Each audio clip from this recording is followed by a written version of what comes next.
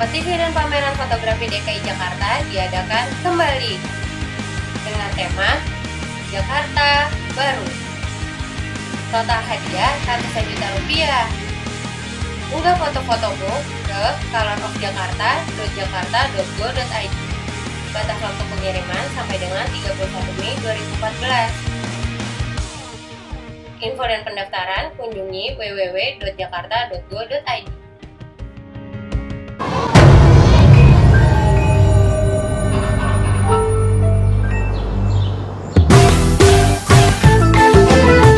Jaga kebersihan. Hari gini buang sampah sembarangan.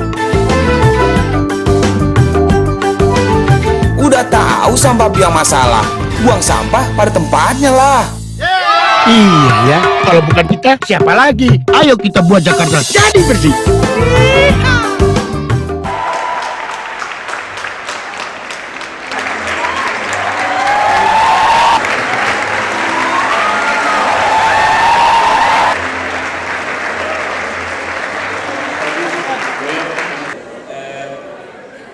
Gimana Pak di perhatian berikutnya? Ya saya kira ini penting ya, soal nasionalisme, soal patriotisme. Karena secara bisnis kan menyiapkan kita jadi pengusaha gitu. Nah, sedangkan saya kalau Prof. Joko Prof kan, saya juga Prof. Cuma beliau profesional, profesor, saya provokator. Iya. Sama-sama Profnya. Saya tujuannya memprovokasi supaya mau masuk politik. Ya bisnis sih boleh saja, tapi politik juga penting. Tapi jangan masuk politik itu bisnis, itu berarti Anda pengecut. Biasa tuh orang jadi pejabat terus berbisnis, itu sebenarnya orang gagal sebenarnya. Karena dia berbisnis secara langsung dia kalah, nggak berani dia. Jadi manfaatin kekuasaan terus tekan bisnis, itu namanya pengecut. Jadi kalau mau kaya beneran dia jadi pengusaha gitu loh. Kalau mau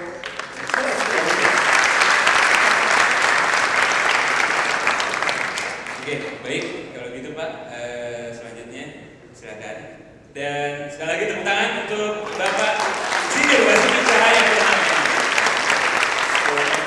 Silakan. Sebenarnya boleh dimulai.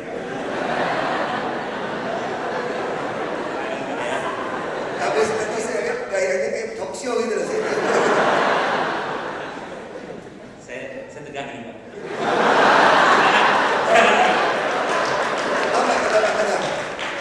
nggak kenapa tegang? Kenapa Pak? Karena Anda pakai batik dia serius. Oh iya.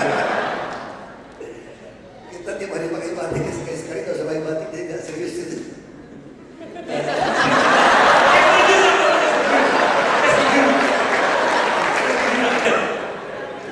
Ya, pertama terima kasih kepada Prasetya Mulia sebagai ilmu ekonomi ya. Ya, saya senang sekali ini udah mau buka S3 lagi ya. Tapi kayaknya saya udah susah mau sekolah S3 ini. Dan terima kasih seluruh menteri yayasan, baik Prof. Joko, sangat ketemu di sini. Saya hanya berpikir begini, yang paling dasar ketika kita bicara tentang Bhinneka Tunggal Ika, saya ingat tahun 2008, saya diundang ke konvensinya Obama, tapi bukan di dalam, nggak bisa masuk nonton dari TV kira-kira gitu loh. 3 minggu di sana saya ketemu salah satu senator, lalu kita diskusi dari beberapa negara, ada Korea Selatan, Jepang, Filipina, ada dari Malaysia, terus ada kita Indonesia. Dia digilir di tanda satu. Pas giliran saya, senator Amerika tuh ngomong begini, gimana negara Anda? Anda harus belajar demokrasi dari negara kami, karena negara Anda itu tidak ngerti demokrasi. Terus saya tanya sama dia, kalau Obama itu Muslim, kira-kira lu pilih nggak? Pada dia nggak pilih kan? Artinya kamu nggak ngerti demokrasi. Belajar sama kampung saya, Belitung Timur, kampung Laskar Pelangi, 93% Muslim, pilih Ahok yang Kristen. Itu baru demokrasi.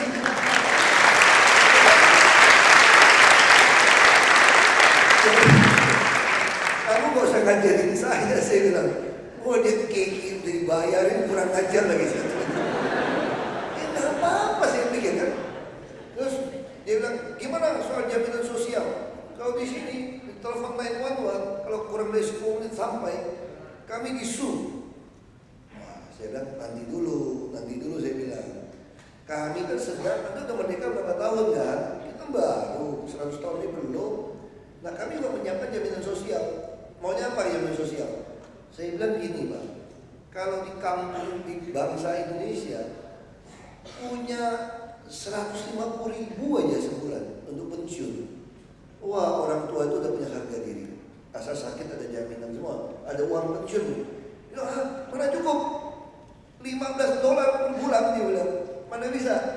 Terus saya tanya, kalau di Amerika kamu punya penghasilan $100 per hari, kira-kira kaya apa miskin? Dia jawab saya, sopir truknya dapat 5.000 katanya. Tukang cuci piringnya bagus-bagus bisa di atas 3.000-an. Dia ngomong gitu. Jadi saya bilang, nah itu persoalan bangsa Anda sama bangsa kami. Kalau bangsa kami punya $100 per bulan, kredit motor tuh mas. Kredit motor gitu. Wah dia keki, makanya beda bangsa Anda dengan bangsa kami. Kami tinggal punya jaminan pensiun saja. Ini negara pasti lebih panjang umur. Terus soal ideologi, nah sekarang ini menarik saya bilang. Orang memang suka bilang burung Garuda Pancasila kami itu nyontek burung elang Amerika. Lihat kirinya sama kan? Tapi ada beda. Ini soal gentleman tidak gentleman. Lihat tuh burung elang kamu. Sama Ibnu Rus Unu. Bhinneka Tunggal Ika juga kan bahasa Latin kan? Itu kan bahasa Sanskrit. Kamu di mana pegangnya? Di paru burung elang kan? Artinya kalau burung elang Amerika lagi mau makan, itu pitanya dilepaskan. Dia pasti jatuh, mau makan gimana? Dijepit paru kok. Masih lepas. Jadi kamu ini pragmatis, demi makan Bhinneka Tunggal Ika bisa dibuang loh. Iya. Tapi kalau founding father kami beda. Ini Bhinneka Tunggal Ika ini kami genggam erat. Nih lihat tuh, genggam erat tuh. Masih anak muda masih ingat kan? Bingung nih gua, pegangan kalau bingung, kira-kira gitu ya. Gitu. Jadi burung Garuda Pancasila kita tuh masih bingung kalau nggak ada pegangan Bhinneka Tunggal Ika. Nah jadi ini pelajaran yang gampang soal ideologi negara. Ya kan? Ideologi negara nasionalisme itu aja. Jadi prinsip di Indonesia, kalau judulnya kan keberagaman itu kekuatan atau tantangan atau kelemahan gitu ya. Nah ini sama. Jadi prinsip kita sangat sederhana. Nah, kita balik ke implementasinya ke dunia politik. Ini yang dasar. Nah, gimana caranya supaya kita bisa mempersatukan, supaya ya ada survive. Nah, orang tanya sama saya, kamu masuk ke politik dari mana ilmunya? Ilmunya ya salah satu dari Prasetya Mulia. Misalnya contoh, nah yang paling sederhana kan, Anda mau penetrasi pasar, Anda harus pelajari dulu pasar Anda seperti apa. Ya dong situasi pasar seperti apa, kan Anda jual produk nih. Produknya siapa? Kita kan? Produknya kita nih, waktu mau kampanye. Nah situasi pasar gimana? Nah pasar mengatakan begini, ah udahlah siapapun mau jadi pejabat sama saja. Udah jadi juga lupa, nanti juga korup, ngomong doang sekarang pintar. Ada perlunya, ngomong mah jago. Coba udah jadi pejabat, lupa. Nah kira-kira gitu kan. Ini situasi pasar. Kalau dosen begini lagi caranya, udah tahu kondisi begitu, cari. Sekarang udah enak. Kalau dulu setengah mati dosen masuk perpustakaan cari-cari bukunya. Di mana ada teori yang ngomong memperkuat teori tadi ya, bahwa semua orang itu udah jadi berubah. Itu kan tanya karakter teruji kan, cari teorinya. Kalau sekarang gampang, tanya Mbak Google aja, Mbak Google ketik keluar semua.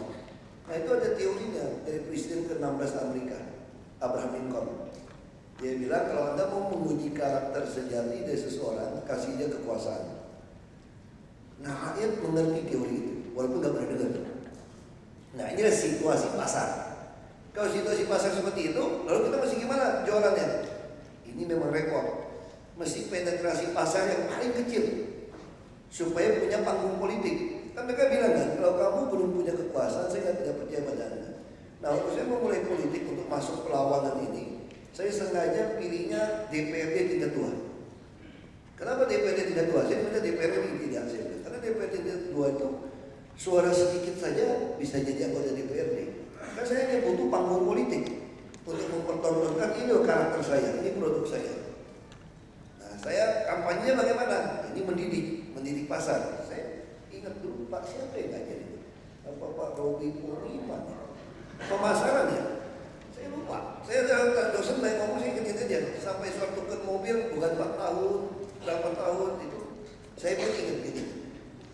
teori ini pemasaran. Ada kisah orang sampai ke Afrika jual sepatu.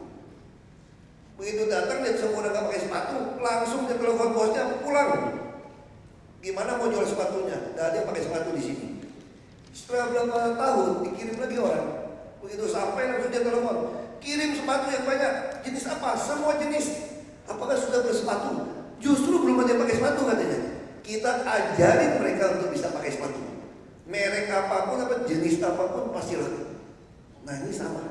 Waktu saya masuk ke politik, saya juga memperhatikan kenapa ini kayak produk kan. Kenapa produk-produk lain itu gagal? Setelah terpilih dicibir orang, setelah terpilih dibenci. Gimana cara menyatukan suara seperti itu? Ya gampang. Ini kayak purna jual, after sales service kan.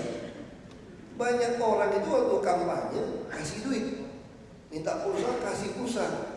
Begitu terpilih, wah ini yang bahaya nih, semua minta pulsa. Dan kita nggak bisa membedakan mana customer kita, mana bukan customer kita. Jadi barang gelap pun, black market pun diklaim ke kita yang mati. Padahal itu bukan beli dari kita.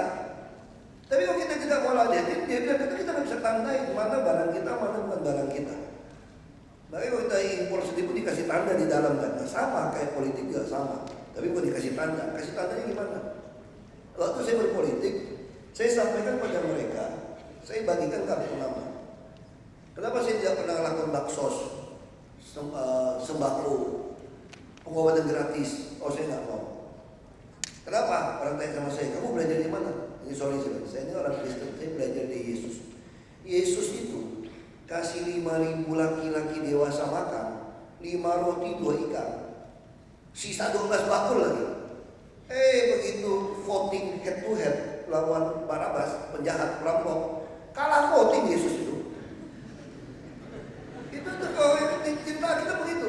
Jadi Pilatus bawa, aku ada kebiasaan ya membebaskan satu orang penjahat buat kalian. Maksud Pilatus tuh mau menolong Yesus. Ini Yesus gak ada salahnya. Masih boleh kampanye, udah tinggal detik terakhir, dia gak ada masa tenang ini. Dan kampanye negatif lagi, tanpa positif.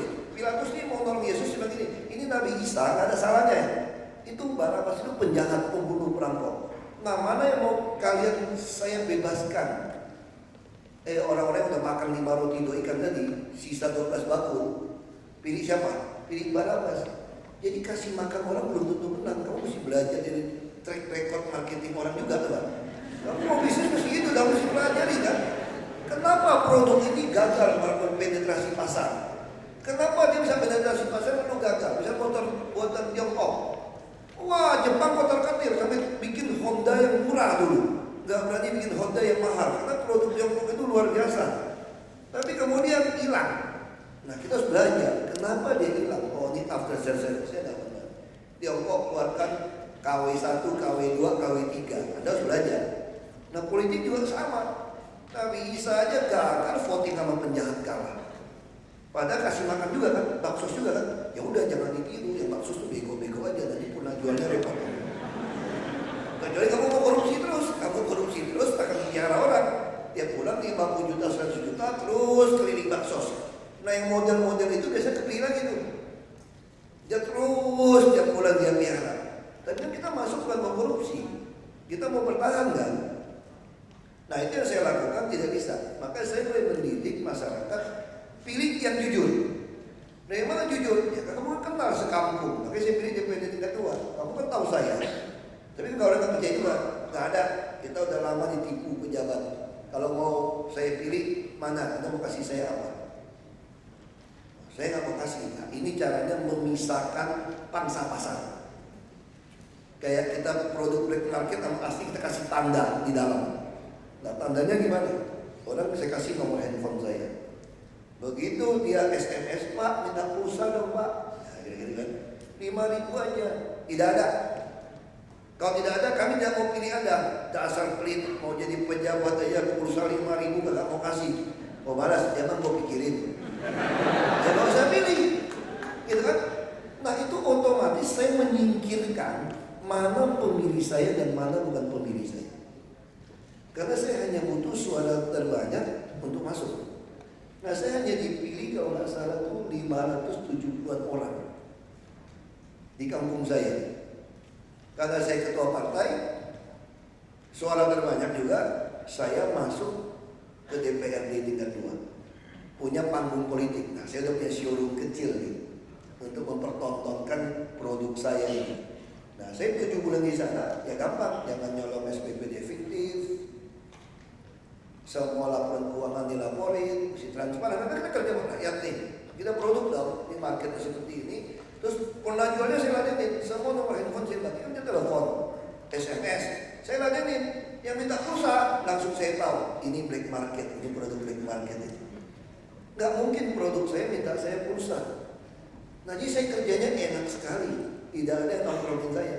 Sementara yang menang-menang mayoritas, yang menang telak, kita bisa bayangkan ya, Partai Bulan Bintang itu fraksinya itu 55%, menang telak namanya. DPR itu dia kuasai 55%. Kenapa akhirnya tidak ada jadi bupati di mereka? Karena tadi pernah jual kayak motor Tiongkok tadi. Begitu dimintain terus kabur semua. Nah, sama saya memang datang ke saya enggak minta uang. Kalau minta uang bukan pemilih saya, ini bukan produk saya. Kalau minta uang sama saya, udah jelas bukan produk saya. Akhirnya mereka bilang, aduh nyesal gak pilih bapak. Bapak yang layanin kami. Karena saya berani kan. Saya langsung ekspansi pasar sekarang nih. Pasar yang produk beli orang lain, dia kecewa. Nah, saya kasih lihat nih, ini loh produknya pasti ini kartu namanya. Yang kira-kira gitu. Mereka langsung bilang, Pak, jadi bupati kami saja Pak. Oh, mana bisa, ini turunan Cina, Kristen lagi. Kata bapak saya, ini bukan minyak babi nih, gimana? Itu repot ini. Repot ini kan. Aku bukan muka babi loh, kalau pakai yang sunggokong itu muka babi. Aku kan bukan minyak babi itu mengkilap artinya bagus gitu loh. Jadi jangan tersinggung dulu kan. Nah, saya bilang, mana bisa? Uang juga nggak ada. Nggak apa-apa Pak, kami percaya Bapak yang perjuangan kami. Nah, ini teori Abraham Lincoln udah masuk nih. Karakter teruji karena diberi kekuasaan. Lalu mereka bilang, kami pilih Bapak. Nggak kampanye ya. Saya adalah mungkin orang pertama tahun 2005 pemilu langsung, pilkada langsung, yang tidak pakai baju kaos, tidak ada baksos, tidak ada musik dangdut, bahkan tidak memakai jadwal kampanye. Nah, kenapa? Nah, kita pelajaran ini sama kok kayak pelajaran bisnis. Jam 8 sampai setengah 5 hari biasa kalau kampanye, yang datang siapa? Pengangguran. Orang kerja mana bisa datang sih hari biasa jam 8 sampai jam setengah 5? Ngapain bayar orang datang, kasih kaos, kasih makan, kasih duit, siapin mobil, pakai dangdut, orang nonton, buang waktu, buang duit. Saya nggak mau. Saya bilang saya tidak mau pakai jadwal kampanye. Bisa dicek tuh di KPUD Belitung Timur. Mungkin satu-satu sampai hari ini di Indonesia yang tidak pakai jadwal kampanye itu saya. Mereka kaget, kenapa? Ini namanya strategi. Saya tanya peraturannya. Kalau orang datang ke rumah saya boleh nggak? Oh boleh, bukan kampanye. Ya sudah kalau gitu. Di rumah saya pasang terpal saja di kampung, rumahnya gede-gede lah, nggak kayak Jakarta. Halaman gede-gede, pasang terpal. Di garasi saya kasih selebaran. Ini bisnis MLM, multi level marketing. Nah, kayak gitu sama dong. Jadi saya bagikan ke semua itu warung-warung. Siapa mau jadi saksi saya datang setengah 8, tidak disediakan makan malam. Dikasih dong, dia ngarep makan malam repot. Ini juga penting, ini bagian dari kejujuran sebetulnya. Kalau anda undang orang datang di jam makan, terus nggak siapin, kecewa penonton. Dia mesti jelas. Nah, terus kita tanya jawab, terus saya siapin paket. Ada marketing kit, toolkitnya. Itu stiker, kartu nama, gantungan kunci, kalender. Nah, terus saya bilang, kamu tolong bagikan ke tetanggamu. Kalau tetanggamu nolak, kamu catat, minggu depan datang lagi. Saya kasih ongkos, terus dia datang lagi. Saya tanya, kenapa nggak mau terima stiker? Dia bilang, bapak kafir. Karena tempat saya kan 93% muslim. Nah, ini kan Masyumi nih, daerah Masyumi PBB. Gak apa-apa, datang itu saya cek.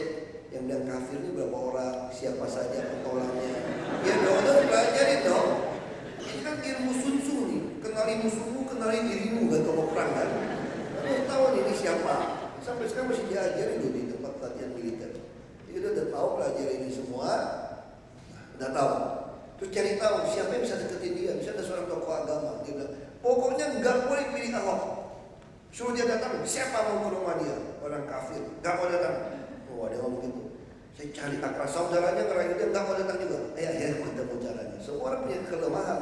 Semua ada tuh mental jealous kan? Kalau cerita kan begitu. Saya bisikin sama saudaranya, lu bilangin dia, si Ahok ini meyakinkan banyak sekali orang muslim. Kalau lu nggak mau datang berdebat sama dia, nanti semua muslim pilih dia. Lebih bahaya dan lebih sesat. Wah, langsung dia datang. Wah, gue datang ya. Gak apa-apa, kita kadang-kadang mesti dipertontonkan juga. Pertama, uji mesin dong. Kayak di YouTube kan ada kan komparasi. Kalau mau beli SUV Range Rover dengan Mercedes, mana kelebihan kekurangannya? Kan kira-kira gitu. BMW kan udah ada komparasi. Harus berani Anda. Lalu saya bilang begini, dia datang, jawab saya dulu. Wah, jawab. Nanti kalau kamu jadi bupati, kamu akan buka gereja di mana-mana. Wah, itu cara jawabnya gampang. Ayo, siapa yang bisa jawab? Siapa yang bisa jawab? Seorang ibu haja berdiri. Saya sudah ikut kerja sama Belanda ya, sampai tahun 59 kan baru nasionalisasi. Belanda penjajah kita, gerejanya cuma satu di kompleknya. Belanda pergi, gerejanya roboh, tinggal jadi kuburan Belanda. Belanda yang jajah kita aja tidak ada gereja di seluruh kampung. Apalagi Ahok, bukan penjajah kita. Lagi pun mana kapan lagi dapat anak orang kaya terdidik? Saya udah S2 tuh Pak, dari Prasetya Mulia.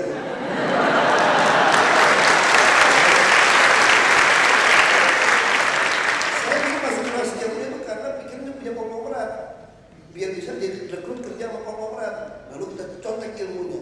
Makanya waktu wisuda, semua orang kan nyalamin, semua omlim, aku menyimpangin itu. Omlim, saudara saya almarhum yang nyalamin semua teman, sama Pak Yusuf Manandi. Aku tanya kepada salah satu dosen. Dia bilang begini, itu dia tuh omlim, pinter itu. Semua potensi anak muda yang baru lulus disedot dia, disedot. Kan salamin disedot. Makanya tambah kaya, tambah hebat. Kalian baru lulus jadi pegawai semua disedot. Oh, aku udah tahu. Oke, sedot kita ya. Oke, nggak apa-apa. Begitu dia pulang, dia mau naik mobil, aku lari dekat mobilnya, langsung aku pegang tangannya, aku salah dan aku sedot balik langsung.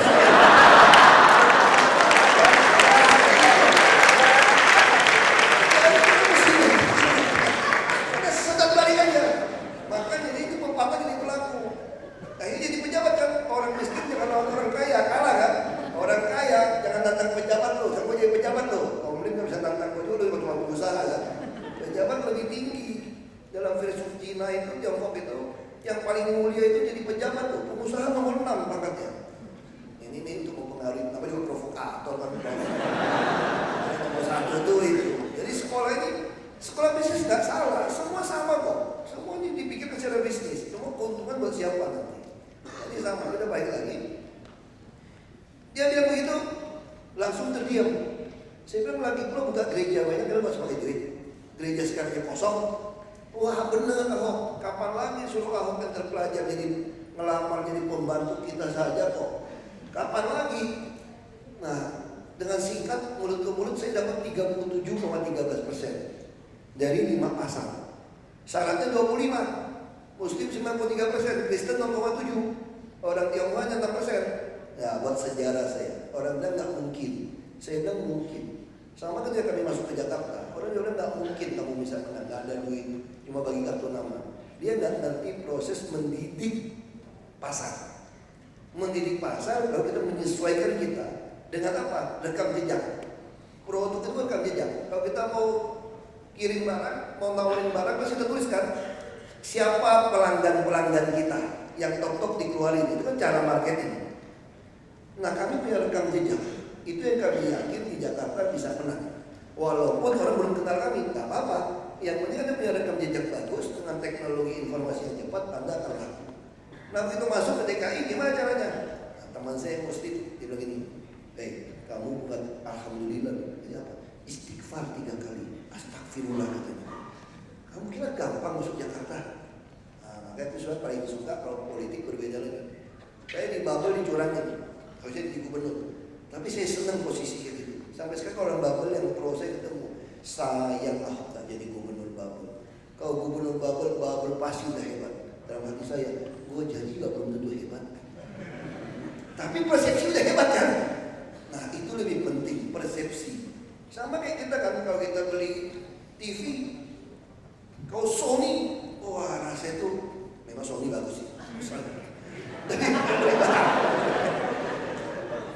Tapi Samsung juga tidak jelek-jelek banget tuh, terang banget, harganya juga lebih oke gitu kan, misalnya seperti itu.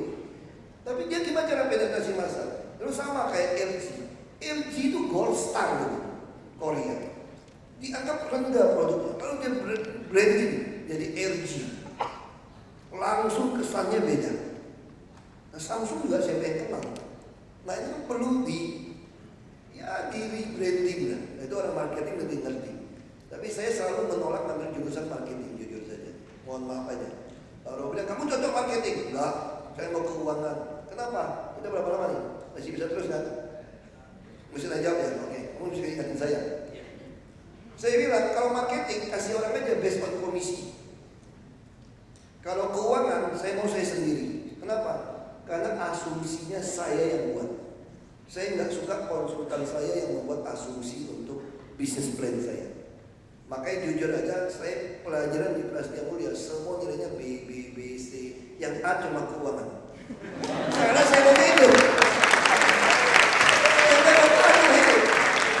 Nah ini yang kita lakukan dan terakhir bagaimana kita mempertahankan produk. Ini ada SOP-nya nih. Apa yang kita lakukan? Kita harus jaga kualitas kita sederhana. 3. 1, kamu tidak boleh terima suap. Karena ini pepatah Tiongkok kuno bilang begini, semua pejabat kamu gak usah takut. Tapi kamu harus boleh takut kepada pejabat yang tidak mau terima uang Anda. Ya udah bikin dia takut, jangan terima uang dia.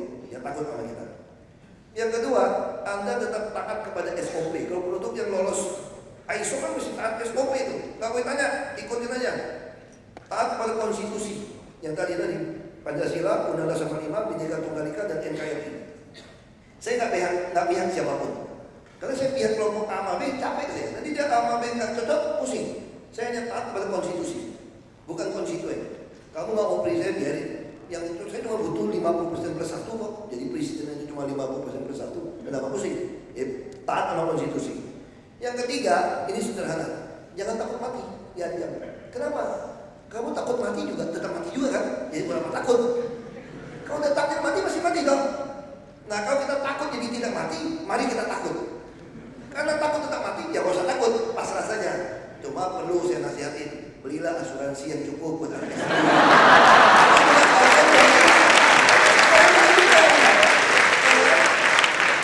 Atau kalau takut istri Anda panik, begitu meninggal, karena saudara ngomong-ngomong dia bingung, udah kaget, dia shock. Tapi yang meninggal mendadak, kamu mesti pesan dari sekarang, kuburnya mau gimana? Jangan kremasi, kamu gak pengen dikremasi. Mesti pesan, terus pusaranya mesti tulis apa, mesti pesan dulu. Karena kamu begitu mati, gak ada lagi yang tahu, gak ada lagi yang pesan. Kalau pesan dari sekarang, minimal waktu orang datang ke kuburan kamu, dia baca, bisa terinspirasi. Makanya saya tulis, kalau saya mati, kalau mati muda nih, di kuburan saya mesti tulis, mati adalah keuntungan. Nah, itu dia provokatornya lebih lengkap. Oke, terima kasih sekali lagi.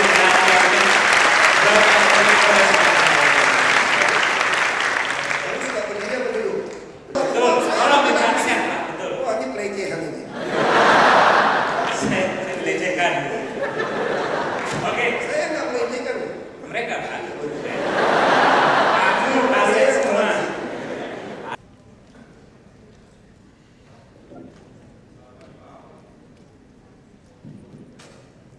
Selamat pagi Pak Ahok. Ya, selamat pagi. Saya dari AUC Indonesia mendapatkan ini question dari para user. Ini dari Agnes Avionita dan saya akan mewakilkan pertanyaannya. Berikut pertanyaannya seperti ini Pak.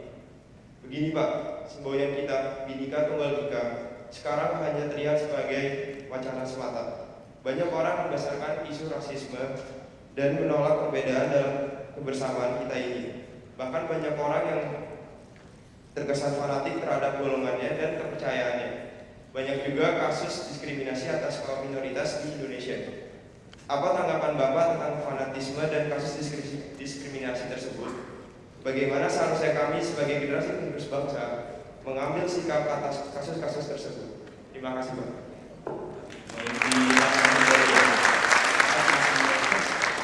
Selanjutnya dari teman-teman yang di depan. Satu ya, bisa satu, dua, tiga ya, 5 orang namanya. Ya, terima kasih Pak ya. Assalamualaikum warahmatullahi wabarakatuh. Salam sejahtera. Perkenalkan, nama saya Muhammad Asari, duta dari Kalimantan Tengah.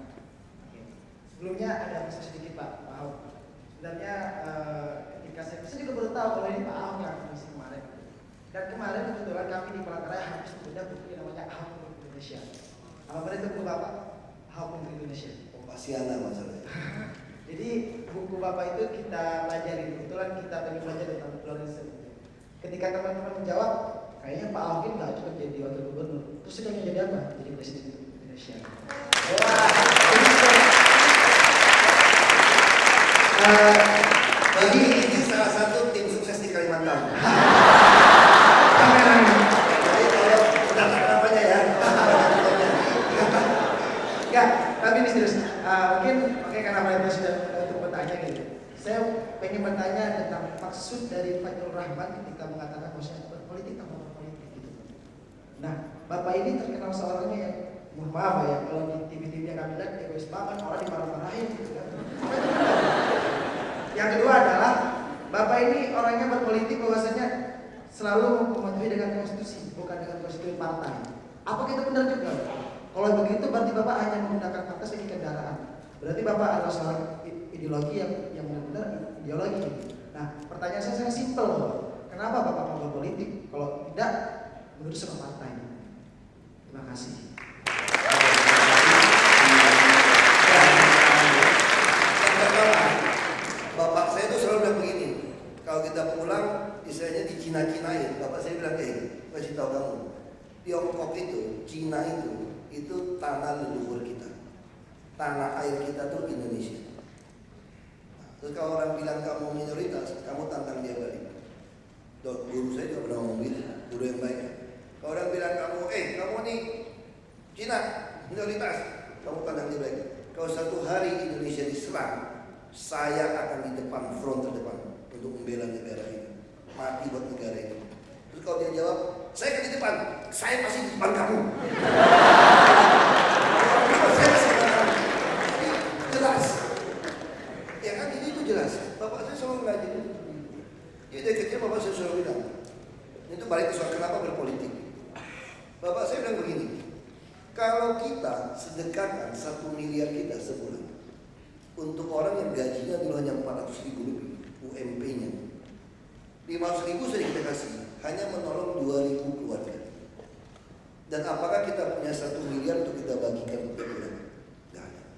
Kalau ada pun 9.000 orang kampung kita berantem, nggak cukup bagi. Nah, kalau kamu jadi pejabat, kamu bisa membuat semua orang punya penghasilan itu. Dan kamu mesti ingat, orang miskin nggak bisa lawan orang kaya nggak bisa nantang pejabat. Nah, kalau kamu mau nantang pejabat yang korup-korup itu, jadi pejabat. Nah, saya kebetulan pabrik saya mau ditutup. Setelah lulus kelasnya mulia, saya bikin pabrik pengolahan pasir. Ditutup. Tutup, aku mau gebukin di pejabat. Karena aku pikir, dia pikir ini, kamu S2, pabrik $1 juta. Nasib pabrik itu di tangan saya. Kita bikin bisnis plan. Jadi jujur aja, saya lulus kelasnya mulia itu saya betul-betul bisa bikin bisnis plan. Bisnis plan membuat pabrik refleksen dengan asumsi keuangan yang saya bikin. Lalu saya tawarkan ke teman-teman saya dapat $1 juta bangun pabrik. Saya dapat saham 30% saham kosong kalau diisi. Saya lakukan. Nah, pabrik itu sampai sekarang tutup gara-gara saya memukul pejabat. Tapi akhirnya juga jalan terus tutup lagi, nggak apa-apa. Kalau itu nasib saya nggak jadi pejabat. Saya udah jadi orang kaya raya. Dolar, kita jual dolar produk dalam negeri itu ganti impor. Saya udah anak geologi. Anak geologi saya ngerti ada produk-produk ini. Lalu kita pelajari, kita bangun pabrik pertama dulu di Belitung Timur itu. Nah ini sama. Saya waktu keputus saya berpikir saya mau pindah ke Kanada. Frustrasi saya. Bapak saya bilang nggak boleh. Rakyat butuh kamu. Di situ saya bisa tahu istilah muka minyak babi. Saya bilang, Pak, muka minyak babi mana bisa bergerak? Bapak saya marah. Ini untuk jawab yang pertanyaan nomor 1 tadi. Kamu percaya sama saya, satu hari kelak rakyat akan memilih kamu untuk memperjuangkan haknya mereka. Yang penting kamu konsisten. Kamu saya sekolahkan tinggi untuk hari ini. Kamu yang sekolah tinggi, yang relatif kaya, kau pernah ke Kampung Laskar Pelangi. Kalau lihat dari rumah doang, orang bisa menganggap saya orang kaya. Kan rumah saya paling gede di Kampung Laskar Pelangi. Ya, memang dari kecil sudah pakai sepatu kickers, makan terus jujur aja. Saya begitu masuk SMA kuliah, adik saya sekolah di Swiss. Saya pakai sepatu Beli masuk ke tambang. Nggak beli di pabrik. Saya satu keluarga pakai Beli, nggak beli di pabrik. Adik saya sekolah di Swiss, di Montreux. Di Belitung Timur kita udah sekolah seperti itu, ya nggak heran gitu. Nah kamu yang dikerjain gitu bapak saya. Rakyat butuh kamu untuk lawan. Nah kenapa? Balik ke politik. Seolah saya hanya memakai partai politik. Tidak. Semua partai politik harus taat kepada konstitusi, bukan konstituen. Ketika Anda sudah taat kepada konstituen, Anda sudah mengkhianati anggaran dasar dari rumah tangga partai Anda. Baik kalau Anda mengkhianati itu saya tinggal. Bukan saya meninggalkan partai Anda, tapi pada partai yang dikuasai dari orang-orang yang tidak taat pada konstitusi. Hari ini baik pejabat kita demi dapat konstituen melanggar konstitusi.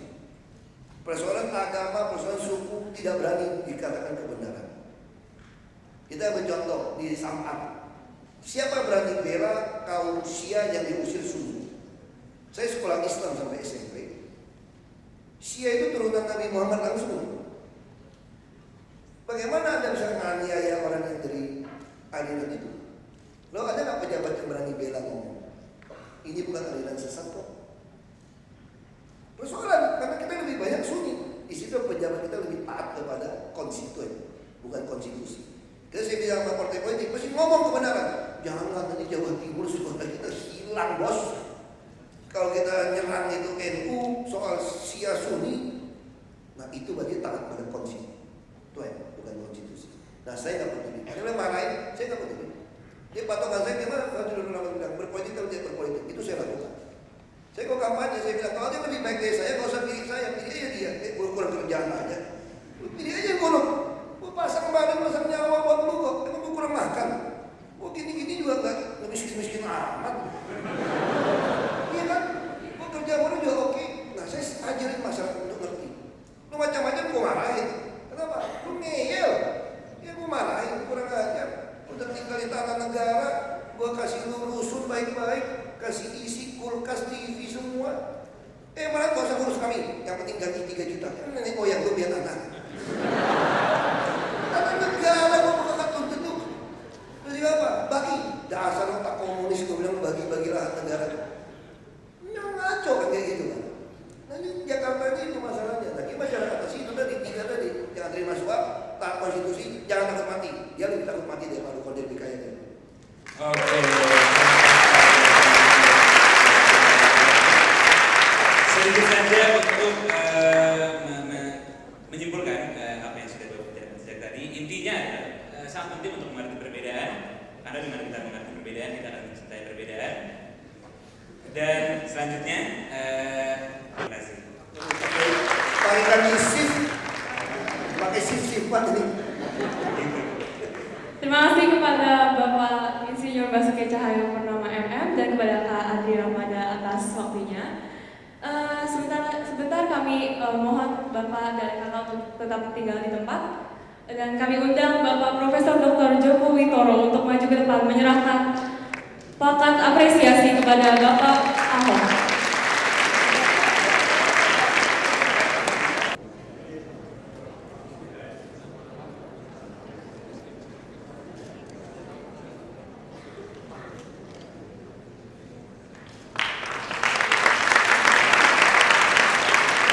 Dan kami undang Saudari Aisyah Hafizah serta Bapak